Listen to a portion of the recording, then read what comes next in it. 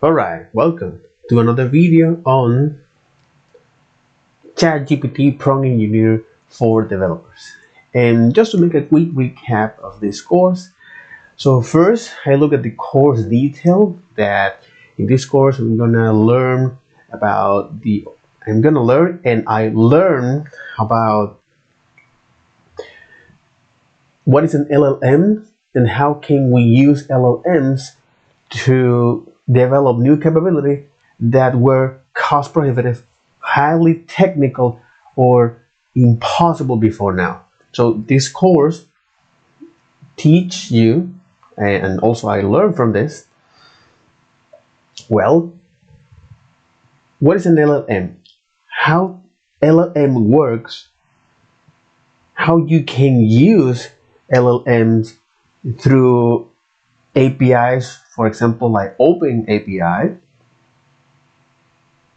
as well as develop certain capability in your applications, like summarizing the user review for brevity, inferring, so sentiment extraction, topic extraction, transforming, so spelling and grammar corrections or translation, as well as expanding, for example, automatically generating emails or essays, right? And also I'm gonna look here at the best practice to write effective prompt, how to do that systematically, and ultimately build a chatbot. So first, here in the introduction, Andrew NG mentioned that let me open here the password manager that everybody should use. Okay, so everybody should use that password manager.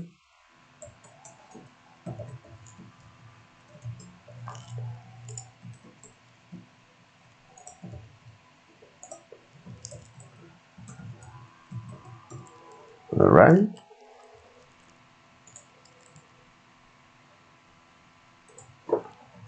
Okie dokie. And we are okay. There's a little bit more of confirmations, and let me sync with the browser. That's right. We got this. No, but it seems it can detect the fields. Well, doesn't matter. Okay. All right. Cool. So this introduction talks about that there are a lot of articles on the internet out there with things like 30 prompts that everybody should know, everybody has to know. And these are useful for the ChatGPT web interface, for a lot of people that often use that for one-off tests. But when it comes to developers, the power of this is that it allows us to build applications. And Andrew NG, that's one of the reasons why Andrew NG create deep learning, as well as the sister company called AI Fund.ai, okay, where they are investing in how they can use ChatGPT for building applications. So for human capital, health and wellness, next generation enterprise, machine learning operations. So in the development of this large language model, okay, so you can think of this model as someone that is smart enough but doesn't know the detail, and you need to provide context for that. So for example, if you want to know more about Alan Turing, well, what you want to know about him is helpful for the model, for the LLM, such as you want to know more about his personal life or his scientific work, his role in history, or something else, as well as the tonality. okay, that you want that output. Give me that in a more professional manner as a professional journalist or something more casual. Okay, so in the development now of LLMs, this large language model, Andrew and G mentioned that we have broadly two types of large language model. Base LLM, which are designed to predict what is the next likely word. So, for example, when you write a prompt like "Once upon a time there was a magical unicorn," okay, or there was a unicorn, so the model will likely to complete with that live in a magical forest with all her unicorn friends. So, if we write a prompt like, "So what is the capital of France?" Okay, so the model will likely to complete with what is the largest, uh, what is the French largest population? What is the French largest city? So what is the currency of France? Why? Because articles on the internet that was used to train this model are likely to have quiz questions about the country of France. So in contrast, the instruction tune LLM, it tries to or it attempts to follow the instruction. It tries to follow instructions. So the way how this works is that you start with an LLM or a base LLM, and then you training to so you train this model, this base LLM, and then you tune it to train it with input and output that attempts to follow instructions. Also using refined techniques like reinforcement learning with human uh, feedback, making the model much more helpful and honest. Okay, uh, yeah, making and also people that works behind the scene of this model makes the model helpful, harmless, and honest. So it is less likely to have problematic output or toxic output. So now, if you ask or you write a prompt to this instruction to LLM for things like, okay, what is the capital of France? The model will likely to complete that the capital of France is Paris. So that was something interesting to learn about this, how this LLM works, base LLMs and instruction tuning LLMs, as well as the iterative process, especially for refining your prompts. Which follow is the machine learning development when you have an idea, that you implement that with data or code, and then you get the experimental results to analyze why you don't get the data or the desired outcome, and then well, you do this error analysis and iterate that. Okay, so much like in the prompt development applications, you do the same. So you have an idea, then you write your prompt, you analyze why you don't get the desired output, you refine your idea and the prompt and iterate. So this is great for early prompt development.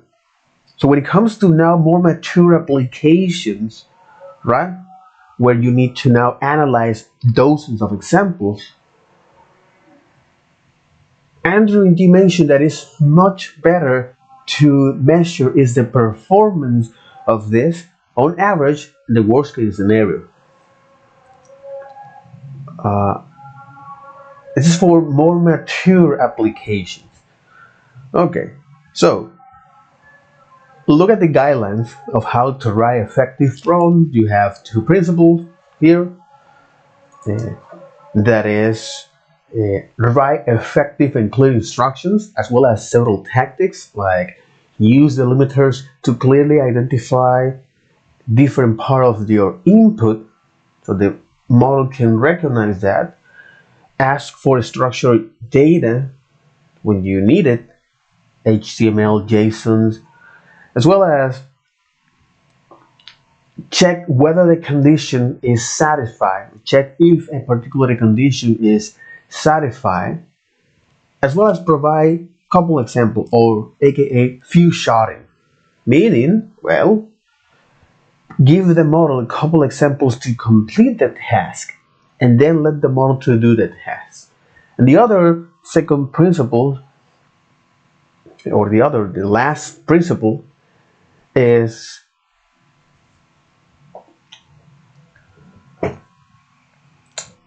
give the model time to think. So for example, if you give a erroneous reasoning, okay, it is great to reframe that with a series of reasonings or a change of reasoning.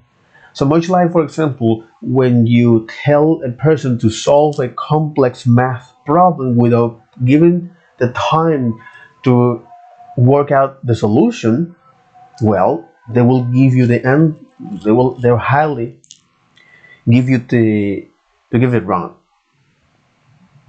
And what does it mean is that there are several tactics what you can do. So for example, is provide series of steps to complete the task, as well as instruct the model to work out the solution before rushing into a conclusion. So for example, when you want to know if the student solution on a math problem is right or wrong, okay, you instruct the model to first analyze the math problem, get the result from that, and ultimately compare with the student solution and give me if you have the same output or not. All right, and then that's when I look at the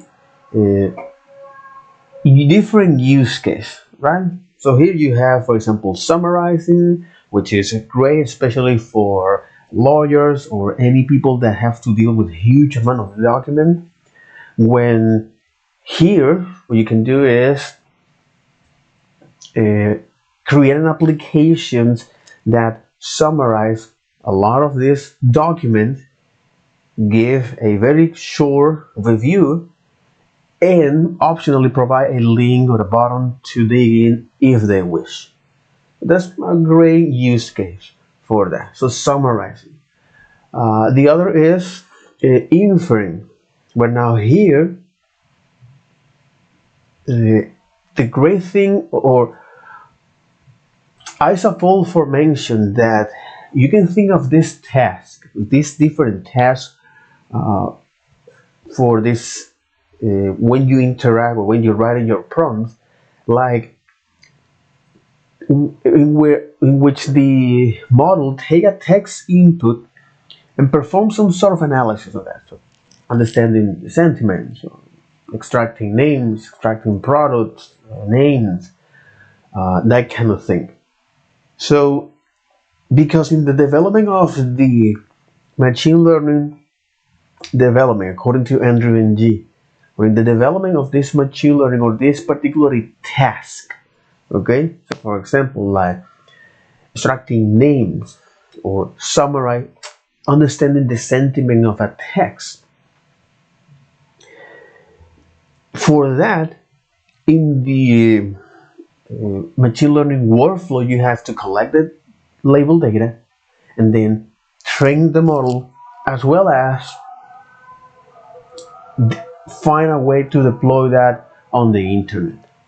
So for example, if you want to implement now another task like extracting names or extracting labels, you have to train and deploy a separate model.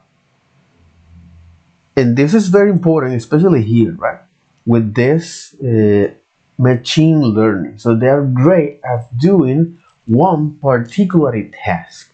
Okay, but this large language model, the beauty of this is that you can write a prompt and get different tasks quickly, which first improve the development process, or in this case, the application development. So it speed up the application development, and the simplicity, of course, because they provide this, the simplicity by having just one model, one API to do different tasks. Okay, and this is something very, very powerful to understand, because for some reason, if a company create this uh, personal assistant AI, okay, where it can perform a lot of tasks, they will win the battle. They will win the race of this AI, and that's exactly what most people are in there. Okay, so that's great. That's right, because uh, on the inferring, okay, where we can do things like uh, sentiment, identify the sentiment of a text, give me the list of emotion based on a text input. Uh,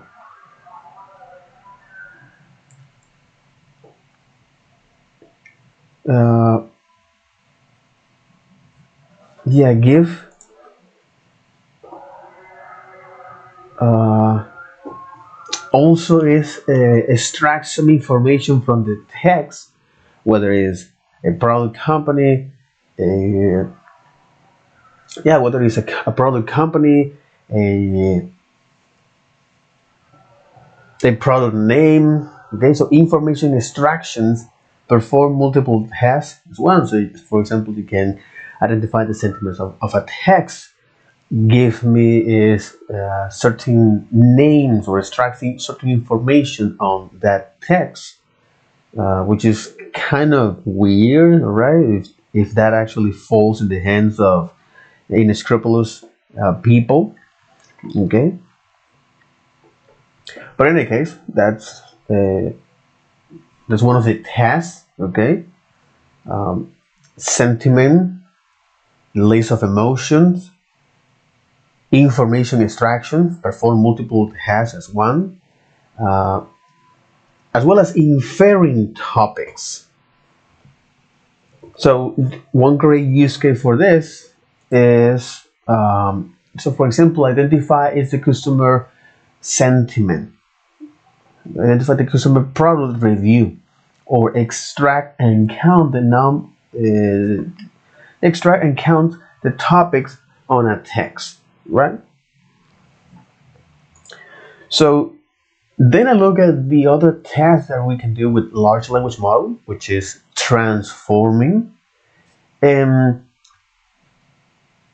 large language models are very good at transforming an input text into another format, whether it's a natural language, okay, from French to English, or for uh, one particular format to another, just JSON to HTML, or helping with spelling and grammar corrections. So as a full for use ChatGPT for pretty much proofread everything she writes.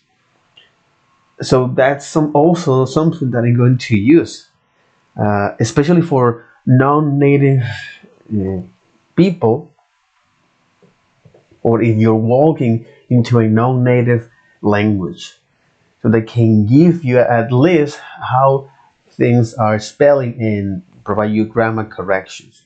Uh, but it doesn't tell you how it pronunciates. So, well.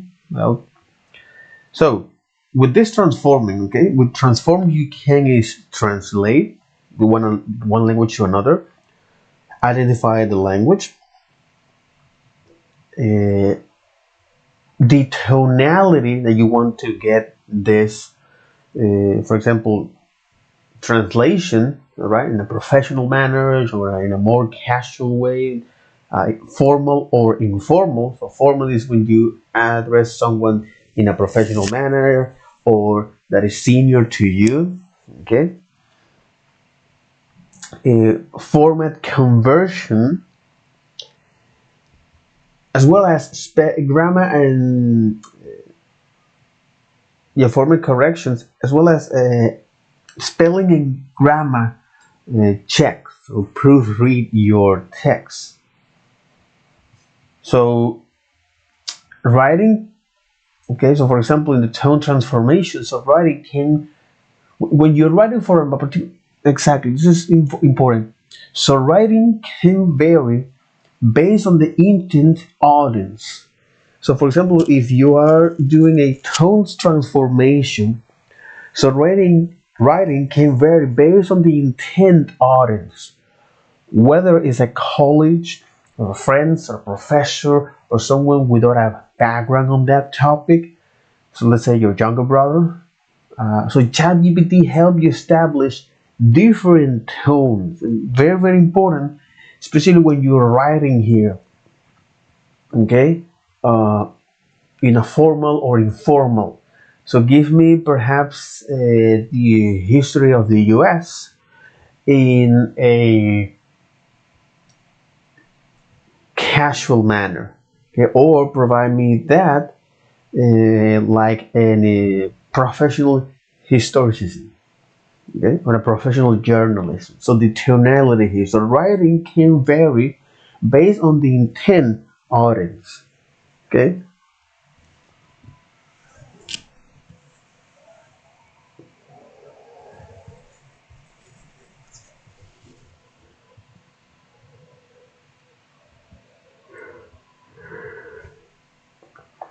So writing can vary based on the intent audience. So whether it's in college, a friend, a professor, or someone that doesn't hold a background on that topic, perhaps your younger brother or sister. Okay, so it helps you to establish different tones. Okay, and the spelling and spell check and grammar check, which are great to proofread your text, especially when you're walking into a non-native language. The example that I look is, for example, well, as I mentioned, is like, tell me the U.S. story as a first. Sorry, tell me the U.S. story as a sixth grade professor, sixth grade teacher. Let me do this. Okay, so ChatGPT here is this. So tell me the U.S. history. So okay, so tell me the U.S. history as a sixth grade teacher. So this is the tonality here. As a sixth grade teacher, I will introduce my students to exciting world of the U.S. history. Here's a brief overview of the key events of the period you can cover: Native American culture, European exploration and colonization, the American Revolution, the Constitution and early years, westward expansion, the Civil War and Reconstruction,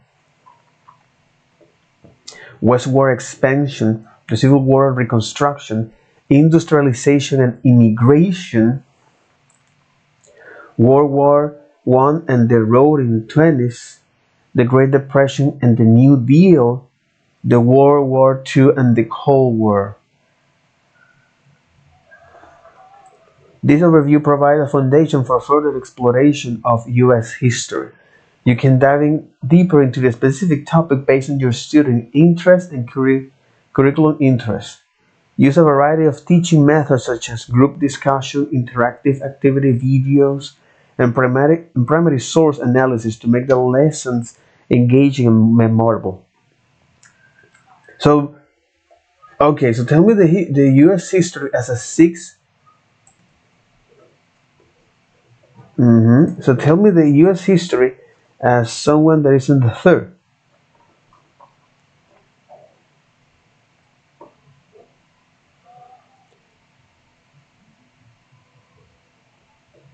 and it's still giving me, but it's now more like, okay, now it changed a little bit. Native American cultures, exploring and colonization, the American Revolution, the founding of the United States, westward expansion, the Civil War, inventors and innovation, famous American, national symbols and holidays. So now it, remember to use age appropriate language, visual and interactive activities to make the lessons engaging. Remember that this instruction tuning little m, okay, it has been trained based on a huge corpus of data on the internet and further training to tune in with instruction that attempts to follow instruction, with input and output that attempts to follow instruction using reinforcement learning with human interaction refined techniques. So, all right, that's great with the tonality as well. Okay, again, this is on the transforming. So the next is the expanding, and this is a task where you take a short input text, let's say a set of instructions um, or topics, okay, a list of topics, and then you let the model to generate longer text. Remember, there is something important here, something called hallucinations, that the model can generate text based on things that are not true. So, for example, it can generate text for a product that a company doesn't have. So this is one of the limitations of this model. Okay, again, always double check whether you get this information, especially when you ask for this kind of data. Especially when you ask for this kind of data. Okay.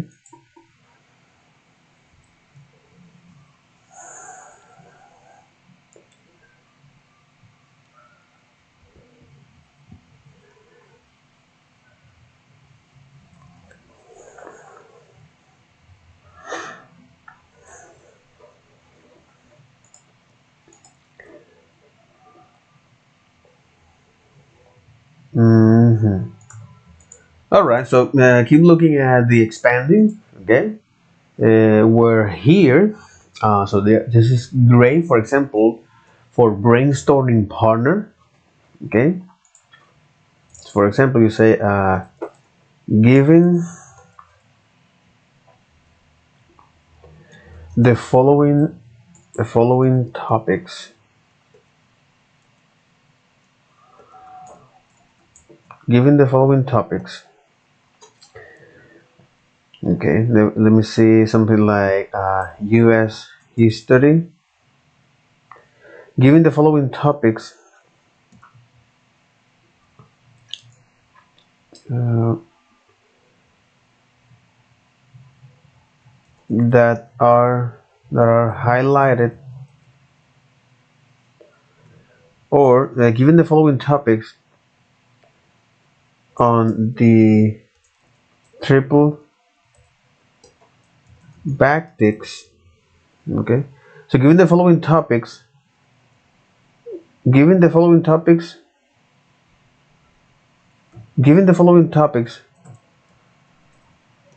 provide provided provided on provided on triple backticks. Okay, so you can use the delimiters like this. So US history, US history, Venezuelan history, uh, Argentine economy. Okay, given the following topic provided on the triple backticks. Okay, generate an overview of the last 20 years.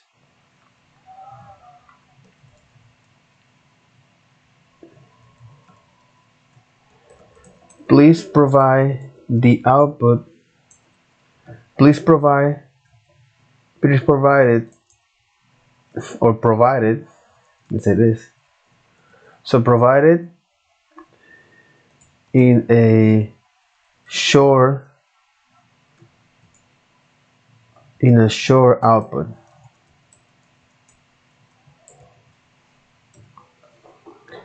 Okay.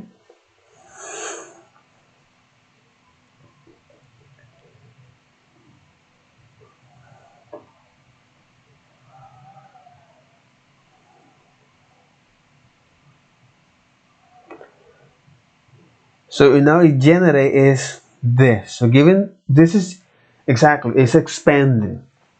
And as Andrew and you mentioned, it's like yes, it's given a short text of input, whether are a set of instructions or a list of topics, okay, that the model generate longer text. Okay, so the last 20 years of U.S. history has been marked by significant events and change. This include the terrorist attacks of September 11, 2001, which leads to the War of Terror and invasion of Afghanistan. The United States also engaged in the Iraq War, which lasted from 2003 and 2011. The country witnessed the election and re-election of the first African American president, Barack Obama, in 2008. In 2012, the economic recession of 2008 had a profound impact on the U.S. economy, leading to a period of recovery and gradual growth. In recent years, there has been focus on issues such as healthcare reform, immigration, and climate change. So Venezuela has faced significant political, economic, and social challenges in the past 20 years. Hugo Chavez was elected president in 1998, and initiating a period of socialist policies known as the Bolivarian Revolution. However, political polarization and economic mismanagement lead to an economic crisis, hyperinflation, and widespread shortage of basic goods. So Nicolas Maduro succeeded Chavez after his death in 2013 and faced ongoing political unrest and international pressure. So Venezuela's economy continued to deteriorate, leading to mass immigration and humanitarian concerns. And Argentina's economy last 20 years. So over the last 20 years, Argentina has experienced economic ups and downs. The country faced severe economic crisis in 2001, resulting in a financial collapse and with widespread social unrest. Subsequently, there were periods of economic recovery and growth, accompanied by effort to stabilize the economy and reduce poverty. However, Argentina also faced challenges such as high inflation rates, currency devaluation, and foreign debt. The country underwent political transition with different governments implementing varying economic policies to address this issue. So that's a great example here of expanding. Okay, so you can also use this test as a brainstorm partner. However, it's also important to recognize that you must use with careful and be responsible because it can be used to generate spam.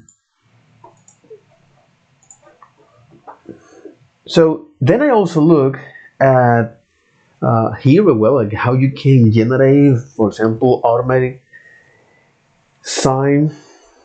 So how you can generate emails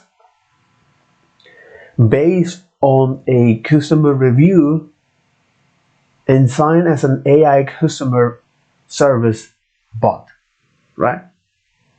So based on the sentiment of that text, you're going to generate is this uh, automatic response. Okay, so the other topic here in the expanding is the temperature. So it shows you the degree of the variety of how the model responds.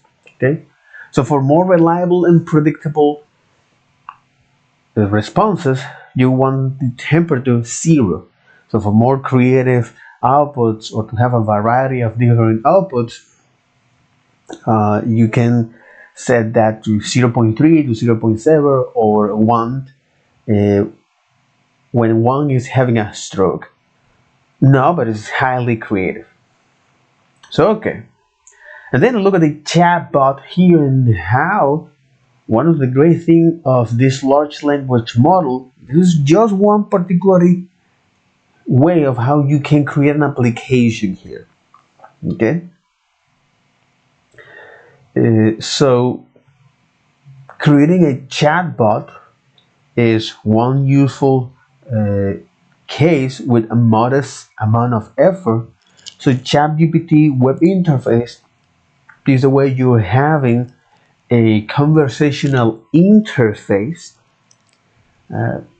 is the way how you communicate to LLM for things like creating a AI customer service agent or AI order taker for a restaurant.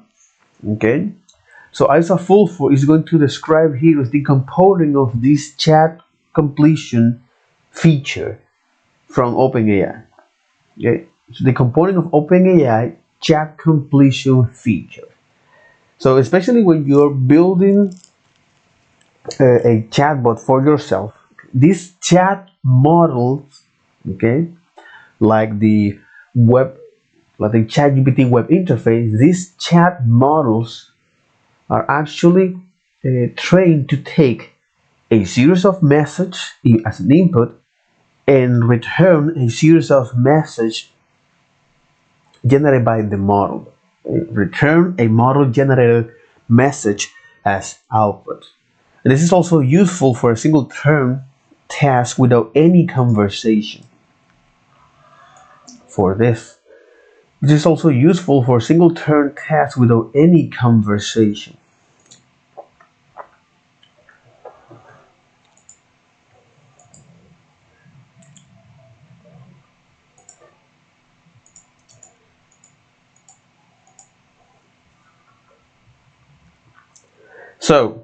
So now that I've recognized what is the input from this chat, so the input and the output on this chat models, right? And how this model, okay, uh, like the yeah, how this chat model, the output and input here,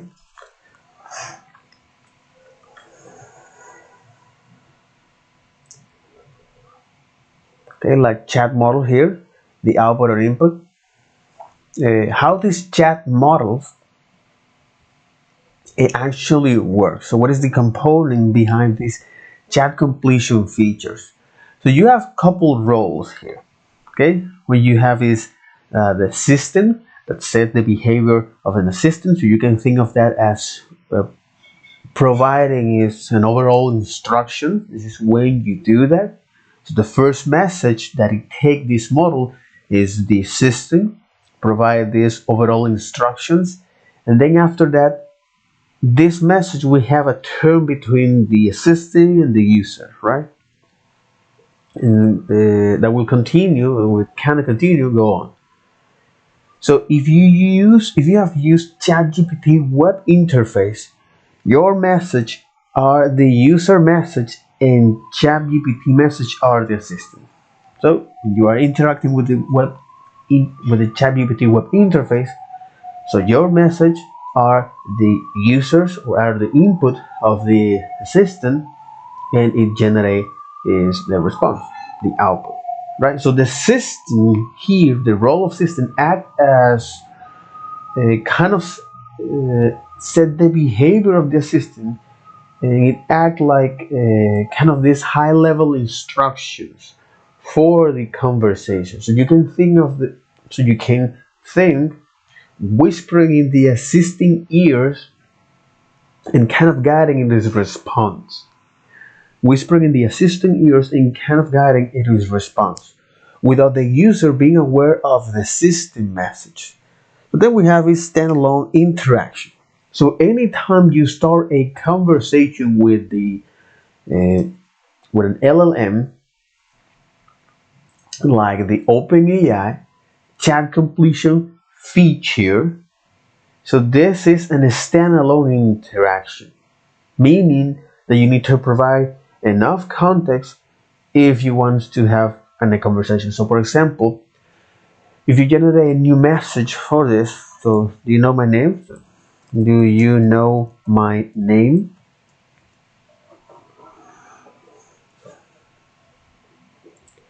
Okay, so my my my name is Arthur.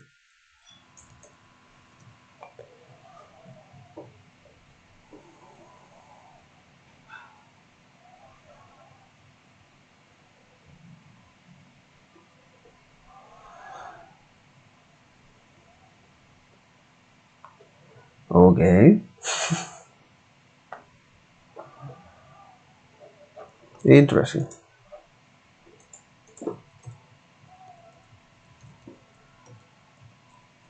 Hi, my name is Arthur. Uh, can can you tell me?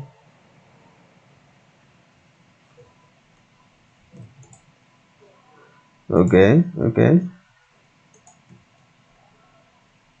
Can you tell me? Can you tell me? Can you tell me my name?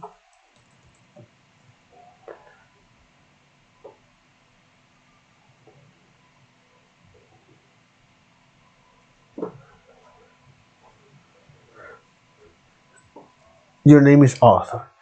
Is there anything specific that you would like to know or discuss? You know. So is this again? Each interaction for the as a large language model like OpenAI chat completion features, it creates this standalone interaction, right? So if you provide context to the model, it will now and it will generate output based on that. Okay, so each chat completion feature is a standalone interaction. Pretty straightforward. Uh, and this way the model has all the data it needs for the current chat. All right. So with that, that'll be all for this video. Take care. Bye bye.